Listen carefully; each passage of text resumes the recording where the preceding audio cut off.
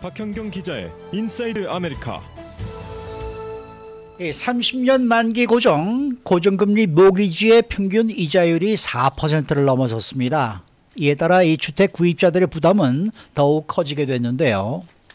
또 캘리포니아주에 어쩌면 유전자를 조작한 모기가 날아다닐 수도 있게 됐습니다. 모기로 모기를 잡는다라는 것인데 여기에 대한 또 논란이 일고 있다는 소식입니다. 박현경 기자. 네, 안녕하십니까. 30년 만기 모기지 금리 이 평균 이자율이 4%를 넘어섰다고요? 네, 4.16%입니다. 와우. 오늘 아침 이 국책 모기지 기관인 프레디맥은 이번 주 평균 이자율이 4.16%라고 밝혔는데요. 이 30년 만기 고정 모기지 평균 이자율이 4%를 넘은 건 지난 2019년 5월 이후 처음입니다. 네. 약 3년 만에 최고를 기록한 겁니다. 그러면은 30년 만기 고정 모기지 평균 이자율이 원래 얼마였는데 지금 4.16%로 오른 거예요? 한 주 전에는 3.85%였고요. 1년 전엔 3.09%였습니다. 네. 그리고 올 초만 하더라도 3.22%였고 또 지난해 1월 중 최저로 떨어졌을 땐 2.65%였습니다. 그리고 지난해 과반이 3% 미만의 이자율을 유지했고요. 근데 이제는 극히 낮은 이 모기지 이자율 시대는 막을 내렸다 이렇게 볼 수 있겠습니다. 이 어제 연방준비제도가 FOMC를 통해서 기준금리를 0.25%포인트 인상한다고 발표하지 않았습니까? 네네. 그 발표 뒤에 오른 겁니까? 그렇지 않습니다. 이 모기지 이자율은 그 전부터 계속해서 상승해 왔고요. 4.16%란 이자율은 어제 기준금리가 0.25%포인트 인상된다는 발표 이전에 나온 수치입니다. 네. 그러니까 기준금리 인상 발표가 이 4.16% 이자율에 영향을 미치지 않은 것이란 설명이 되겠는데요. 이 말은 또 앞으로 이자율 더 오를 가능성이 높다는 뜻이라고 월스트리트저널은 평가했습니다. 네. 그리고 오늘 아침엔 떨어지고 있습니다만 연준의 기준금리와 함께 상승하고 실제로 기준금리 인상 발표 직후 급등했던 10년 만기 국채금리와 이 모기지 이자율 비슷하게 움직인다고 신문은 전했습니다. 네.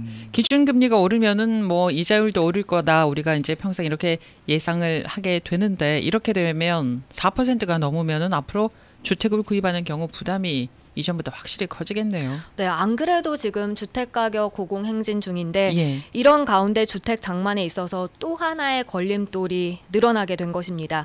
물론 모기지 이자율 4% 정도인 건 여전히 역대 낮은 네. 수준이긴 합니다. 그렇죠. 그렇지만 거의 지난 한 해 동안 3%도 채 안 됐던 데 비하면 급격하게 오른 것이고요. 이에 더해서 지난번 모기지 이자율이 4%를 넘었을 땐 전국 중간 주택 가격이 지금보다 훨씬 더 저렴했습니다.